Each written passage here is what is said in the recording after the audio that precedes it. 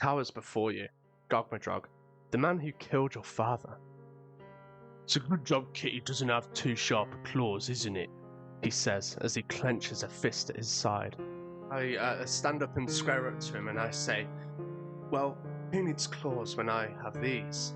And I thrust my Vorpal dagger up into his sternum. Okay, make an attack roll. Okay. Oh, natural 20! You thrust your blade up into Gogmadrog, finding the perfect space between his armor to slide between his ribs. It's time to roll damage. Yes, finally, this arc's taken so long. Let's see some damage.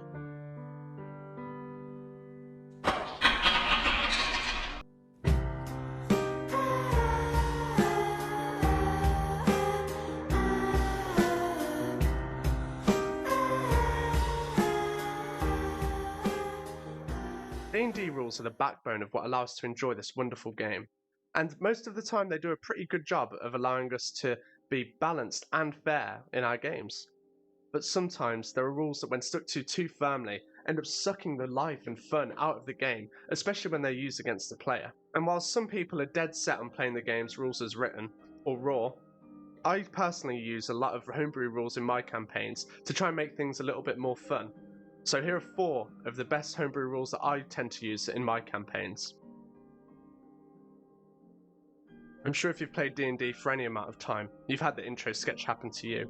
You're in the heat of a really impactful moment for your character, at the end of a long and arduous arc, full with ups and downs, and just when you think that the dice gods have smiled down upon you with your natural 20, you roll snake eyes for the damage. D&D rules as written dictates that when you crit, you simply double whatever damage you rolled on your weapon damage dice. And then you can add your damage bonuses for your strength or your charisma or whatever your attack bonus is.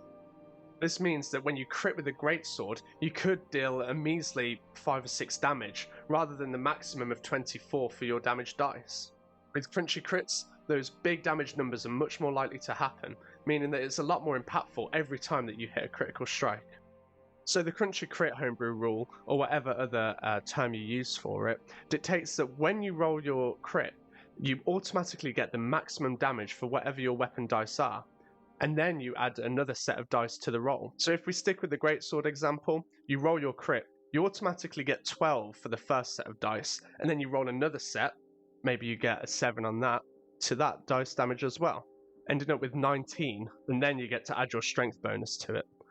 This means that every single crit really packs a punch and makes it feel a lot more crunchy every time you do it.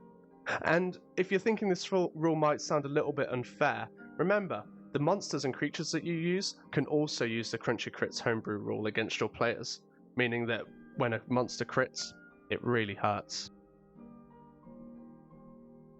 Health potions are a staple of fantasy RPGs, and often, while they are iconic to the genre, they end up feeling a little bit lackluster, and you can end up collecting hundreds of them over the course of a game, like in Skyrim, without ever really needing to use them. So this iconic staple ends up just filling up your bags of holding your inventory, and while there's no excuse for chugging 100 potions in Skyrim in a pause menu, the fact that it costs an action to use your health potions makes it absurd. That means for a wizard, you could end up choosing between a 2d4 plus 4 healing for a health potion, or 8d6 for a fireball, and you'd have to be crazy not to choose the former in that case. And this leads to people keeping way more potions than they ever know what to deal with, because then once they've finished the encounter they can just short rest or long rest most of the time to get their health back.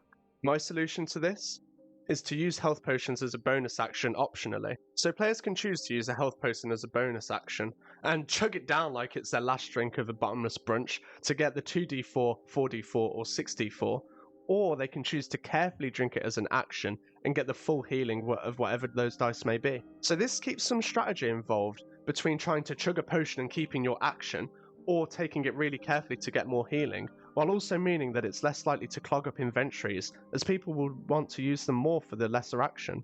And I found this really worked. I used this in Cursive Strahd, and health potions weren't just a decoration on my character's character sheets. And by the way, only 1% of people who actually watch my content are subscribed. So, if you enjoy D&D content, make sure to subscribe and smash that bell button for more.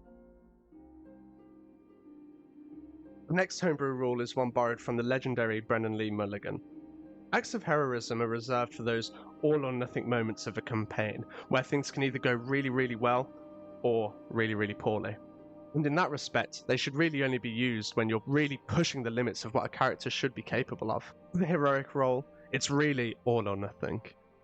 And it's similar to advantage or disadvantage, except with a slight twist to stop those boring middling rolls of 8 to 12 coming up. When you perform an act of heroism, you roll 2 dice and take the one that lands furthest from 10, meaning that you either get a really, really high roll or a really, really low one. So say that Dill McPickle has to jump a ravine that's usually impossible for them at their level, trying to avoid the crumbling ground behind them.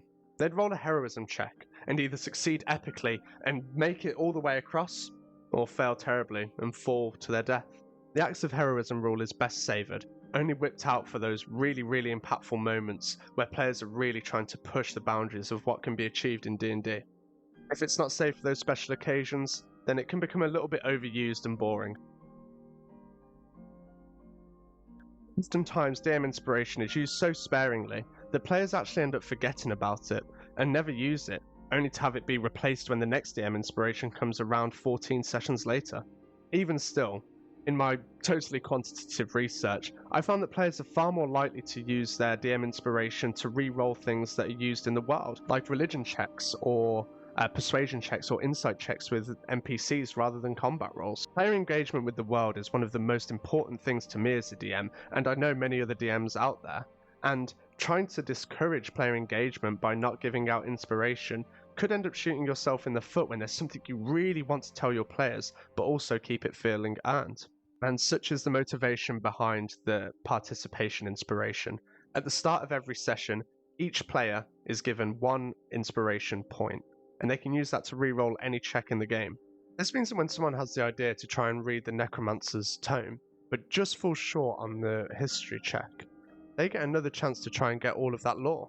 And who doesn't want to get to read their Necromancer's motivations to the party, whilst also keeping it feeling earned for the players, rather than just rattling off world building to them. So there's 4 of the homebrew rules that I use in my games. Let me know down below if there's any that you use already, or other homebrew rules that you would like to see in other videos. And let me know if there's any that you're going to use going forwards. Don't forget to leave a like and comment if you enjoyed, and subscribe for more.